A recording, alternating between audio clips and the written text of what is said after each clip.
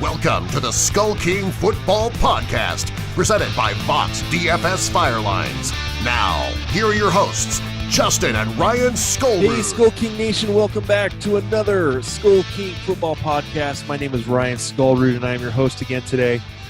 And today we are continuing our Inside Analysis interview series as we speak with NCAA play-by-play analysts about the NFL draft prospects for 2017.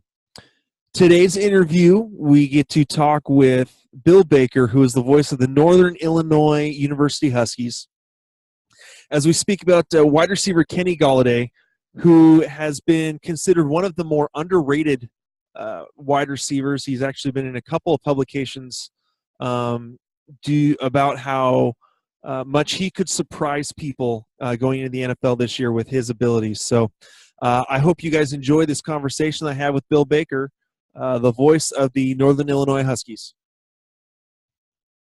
Hey, Skull King Nation, welcome back to another Inside Analysis interview. I'm really excited about this interview today. We are talking with the voice of the Northern Illinois Huskies, Mr. Bill Baker. Bill, thanks for joining the show today. Ryan, a pleasure. Always like to talk college football. Doesn't matter whether it's September, October, or in this case, the month of April or May. Always happy to talk. Yeah, I'm pretty happy to be talking football all the time too. So yeah, let's go ahead and get into it. Kenny Golladay, 6'4", 213 pounds, wide receiver in the draft this year. If you could maybe give us just a little bit of a background of maybe this season, but also a little bit of a background of just his career in general.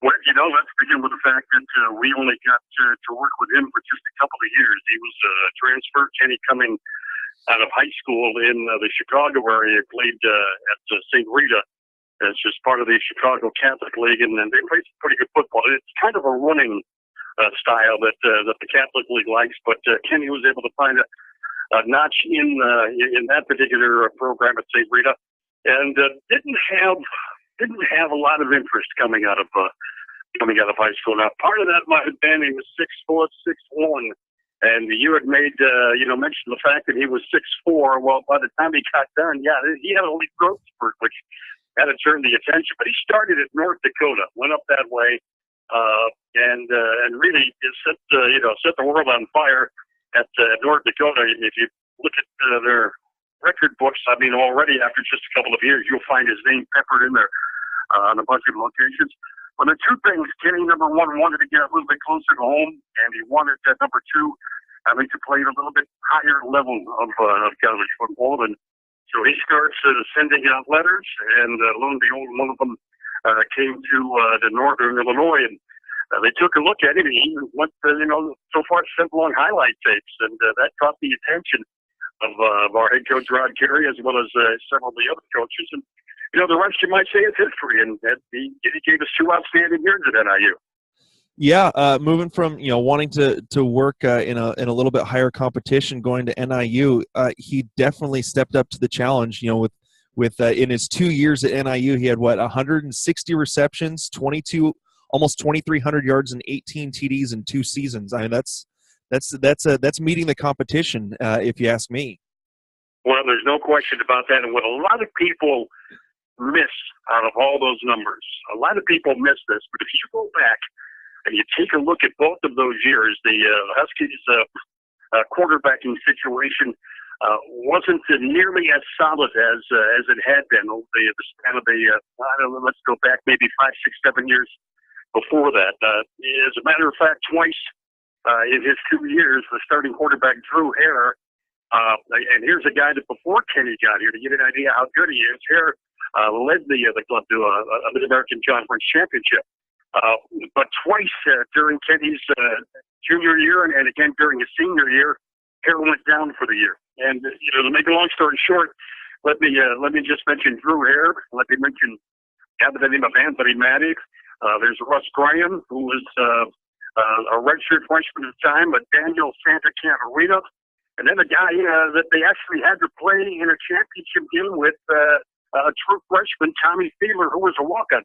Those were all the different quarterbacks that threw passes to Kenny Golladay during his 2 years. A lot of people lose sight of the fact that he had a whole boatload of people, trying to get the ball to him, and and he would do his best. And evidently, as you see by his numbers, he did a pretty good job at that, despite the fact that the ball comes out a little bit differently. The timing is always a little bit different. The arc can be a little bit different. Certainly, the speed of the ball, it can be a lot of differences there that Kenny as a wideout has to kind of adjust to over the span of those couple of years.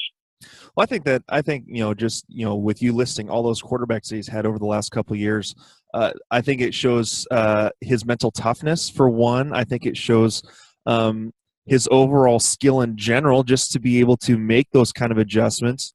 Body control. One of the notes that I wrote down when I was looking over his game tape was he has good size. He's fast. I mean, he ran. They clocked him. What was a 4.5 40. But he's not a body catcher. He keeps his hands out in front, catches the ball out in front, makes adjustments to the ball. If it's thrown low, he's able to kind of get his whole body down, to get his hands under the ball, to make the catch and to move on from there. He really has a lot of athleticism, and I think that's one of the things that I'm sure really helped him with having to deal with all those quarterbacks. I was kind of joking with him. We heard him on one of our coaches' show broadcasts. I said, Kenny, let me see your hands. And I just kind of held him out there. And I'm not a fast-sized guy, and his hands pretty much dwarf mine. And I said, Kenny, what's on these hands? To help you and everything outside the gloves. And he says, Mr. Baker, nothing. And that's just the case. I mean, just good hands. And here's the thing, here's the other thing about Kenny that allows him to be so successful. He's a contortionist at times. I mean, this guy can do things with his body on a pass route. I mean, when you know that you get a fade pattern, the far corner of the end zone, this guy finds a way to use whatever shooting of a piece of daylight, the defensive back is giving him. He finds a way to get to that thing. He finds a way to get a hand on the ball. And I don't know how many times I've seen him make one-handed catches.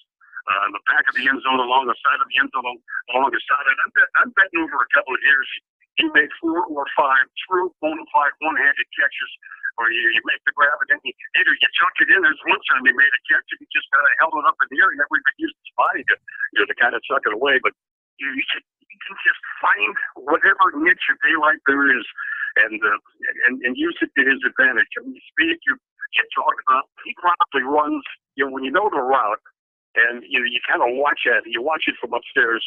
This guy is probably, I think another word is discipline. He's the most disciplined route runner, if you want to call it that I've seen him sometime. And he does at the same time, Ryan, he's got the ability to adjust when he sees something is up. He sees a quarterback is in a bit of trouble, and he'll try his best to get open. And that's where sometimes being a contortionist comes in. He'll duck under people, he'll twist away from people, get the hand up in the air, and assuming the quarterback sees him. Is going to go ahead and make the grab. All of the basics that you need to have to be a really good wide receiver at the Division I level. There's no question Kenny has got each and every one of those. Yeah, going on. Not only with his receiving ability, but watching some of the tape, his actual game film, where it's not just his highlight film. He actually does show the tenacity to get in there and block. I saw a few goal line stretches where. If he didn't get to the cornerback and put the cornerback down, the running back was not getting into the end zone, and so his with a lot of teams looking for guys to fill roster spots that need to show that ability to get a block or to be to get nasty, I guess you could say, with the defense. I think that that really bodes well for him also. And here's another thing he told me in one of these interviews that we did too. He enjoys that. I mean, a lot of wideouts want to catch the ball. They want to score the touchdowns.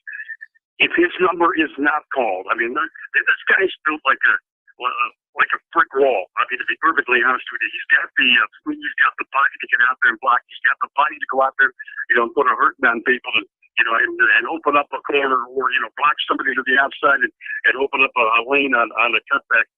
And he tells me he actually enjoys that part of the game as much as he does when his number is called and he's out there in a pass round. We've watched him again for a couple of years, and And he is, when it comes right down to it, again, we talk about the basics. That has to be one of them too. The ability to, to do things away from the ball when it's not going to come your way. And I've had 37 years of watching college football. The majority of it at the Mid-American Conference level. I've seen some of the, the so-called, Power 5 schools when we played them. And, of course, you see them every week when you just sit back and, try to catch a game without having to work it. But Kenny Golladay, honestly, had he been 6'3", 6'4", coming out of high school, had he been that tall coming out of high school before this late growth spurt, I don't know if NIU would have ever had a chance at it, to be honest with you. You would have found you're in the heart of Big Ten country here. They don't miss much. You're not too far from the Big 12. You got Notre Dame lurking out there in the weeds. And of course today, recruiting is such a national thing. But the only thing that kept him, from I think a Power 5 scholarship when he came out of high school was the fact that he's probably around 6'1", not even quite 6'2", before he had that growth spurt. Once that came along, boy, everybody knew who he was. Yeah, looking again, going back to how he plays. From what I could tell from some of Northern Illinois, they for the most part they play I guess you could say like a pro set offense. They're not running 5 wide receivers, throwing doing the spread like say a University of Washington or a Baylor was, or even Clemson at times. So I think the fact that he's worked not only in the slot but on the outside in a pro style or in a pro set offense bodes well for him. It looked to me like a lot of the routes that I've seen from him, just in a limited tape that I have, he runs a lot of stop routes. He's looking at trying to find those open spots in zone defenses.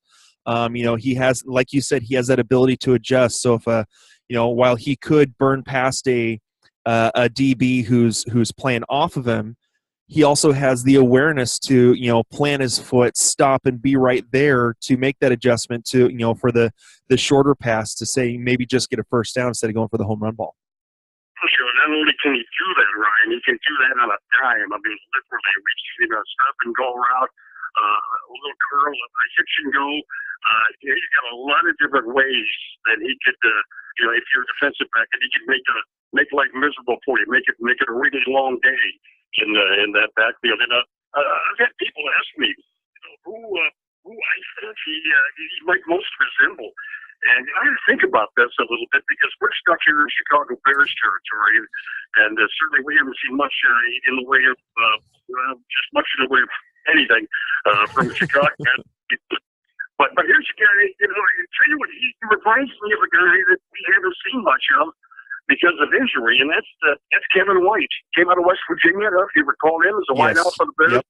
And then had the foot injury, I think it was, and then something else happened again in his second year. But boy, when you look at just look at the way he's built. I think White was around. He's a little shorter than Kenny. He's like 6'3", maybe. Yeah. That was in maybe within 5 pounds or so. He averaged about 10 yards per catch. It was a first-round pick coming out of West Virginia. When White was healthy, I'd watch him, and my golly, I mean, he just trade uniforms, and you're looking at Kenny Golladay. That's the kind of player I think he can be in the NFL. Yeah, I think one more thing to add to this is the fact that he also runs the ball. Looking at his stats, doing the end around, say like a New Orleans would do with like a Brandon Cooks or some of those other teams with their really speed receivers, almost like a Percy Harvin type. Looking at just his rushing stats, 20 rushes over the last year. With 192 yards, so he's averaging 9 yards a rush, and even scored a couple of TDs in that time frame. So I think that shows his versatility as well. I think honestly, if you're going to catch the football, if you're going to be a wideout in the NIU scheme of things, then you get to get really familiar with what we call the jet sweep or the wide around, as I like to call it, in running the ball. And boy, and they're right there. I mean, one or two things is going to happen, right? I mean, you're going to get that ball and. It's a race to the sideline. You look for the cutback. You look for that little bit of a seam to get a block on the outside. Or you're not going to get the ball, and you have to, you carry up your fake until such time as you pass the quarterback. Then you got to start looking for your assignment. as far as the blocker is concerned. And, he excels. I think we talked about this earlier. He excels in that capacity as well. The jet sweep is a big staple in the NIU offense when it comes to wideouts. And Kenny certainly has never been bashful about that. I mean, here's a guy who's a wideout. I bet you he ran the ball 20, 25 times this season without having the numbers in front of him. I bet you he ran the ball at least 20, 25 times out of the wideout spot this season. And so here's a guy, and again, he's not afraid. You put a football uniform on this guy, drop on the helmet, and, you tell Kenny it's game time, and, this is what we need you to do on this particular day. Number one, he's going to go out and do it. And number two, he's going to have fun doing it. That's as big a key to success as you can find. Yeah, he's I want to say one of these, I can't remember which actual publication it was, but it may have been Bleacher Report, but it was, they were talking about the most underrated players in this draft, and Kenny was actually his picture was on the front of it. He was considered one of the more underrated wide receivers that's going to surprise people coming out of this draft. Again, looking at his game tape, he's an electric player. He has the ability to go up and get the ball. Again, he's got that 6'4" frame, 213 pounds. He's got the strength, being one of the top performers in the bench press at the combine for wide receivers. I think that he has a very, very unique mix of natural attributes about his body, his strength, his size, but also that willingness, that tenacity to go in and get the block, to do what it takes to help his team win. And I really am interested to see where he ends up and what kind of system he ends up in, to see what kind of success he'll have in the NFL. No question there. And then, the last thing I can tell you about Kenny, too, is I don't know if there were a lot of NFL clubs that were, paying a lot of attention to him during the course of these last couple of regular seasons. Certainly his senior season, they should have been. But with all the postseason activities that seniors and people that are going to declare for the draft that are going to have to go through, Kenny was